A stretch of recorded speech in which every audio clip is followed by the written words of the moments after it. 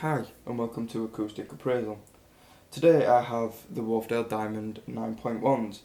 Now these speakers have often been regarded as some of the best bookshelves that have ever been made to date.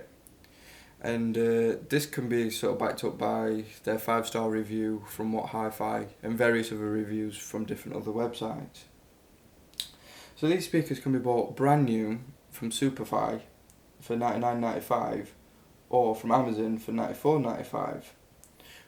But if you want a bit more of a bargain, then head over to eBay, where you can find them for around £20 less than this, but obviously with eBay they will be second hand.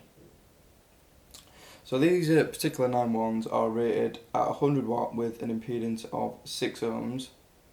They have a 5-inch Kevlar mid-bass and a 25mm textile tweeter.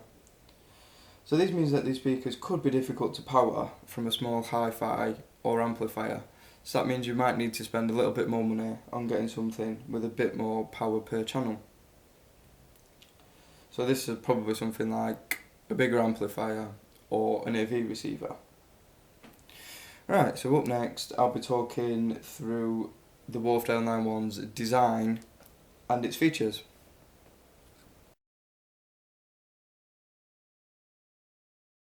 Alright, so here we are on the aesthetics portion of my review.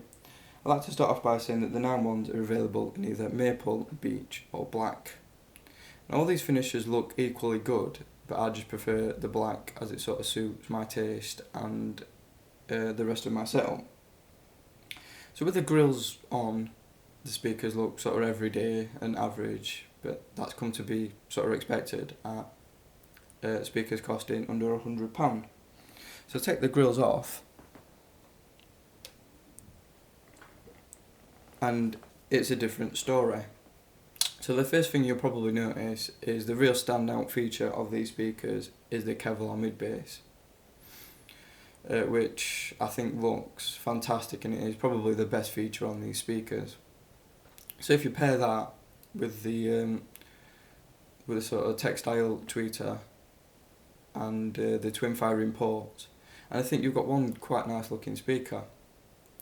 So I think the design sort of just fits really well together, and with being black I thought they'd be sort of quite dull, but they're actually probably my favourite out of the three colours.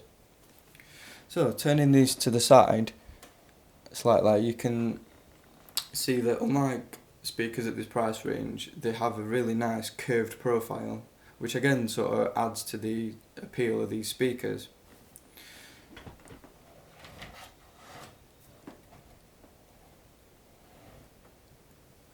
So around the back, it's just pretty bog standard really. You've got your bi-wireable gold-plated terminals, which can fit 4mm banana plugs and bare wire.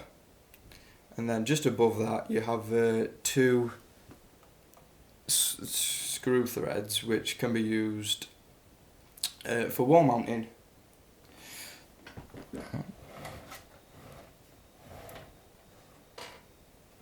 So overall, I think Wharfedale's done a really nice job at making a speaker that looks good for sort of under £100. However, the only slight negative is the finish. I noticed on sort of the edges around the faces of the speaker, the vinyl's starting to sort of come away a bit. So that's only the real negative I have with these speakers. But overall, they're really good for the money. Right, so up next is the probably most important part of speaker purchasing, which is the sound. And I'm going to let you hear these speakers in action.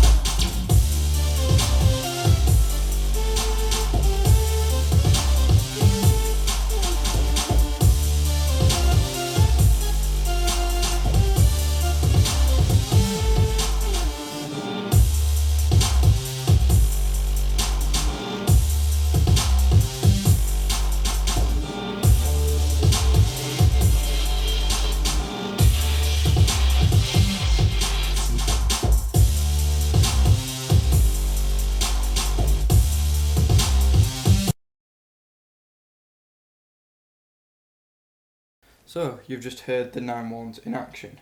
And the first thing that you'll notice is these definitely do not like bass. If anything, they're a little bit bass heavy. And this, unfortunately, muffles the vocals and the mid. However, this can be improved by speaker placement.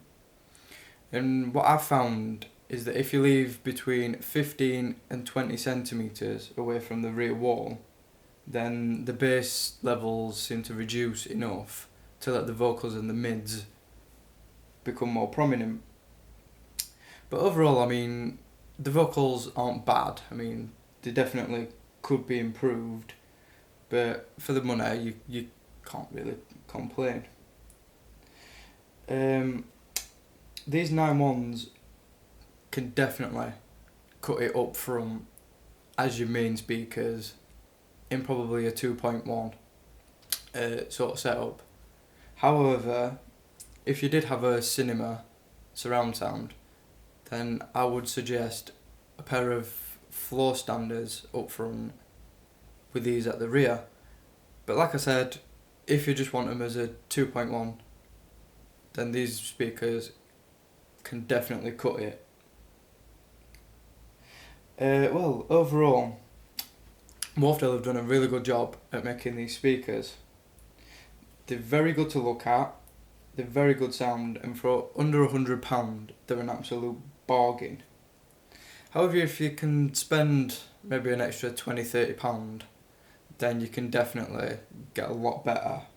But if you're on a bit of a tight budget and you've got £100 to spend on a pair of speakers, then nothing really comes close to these.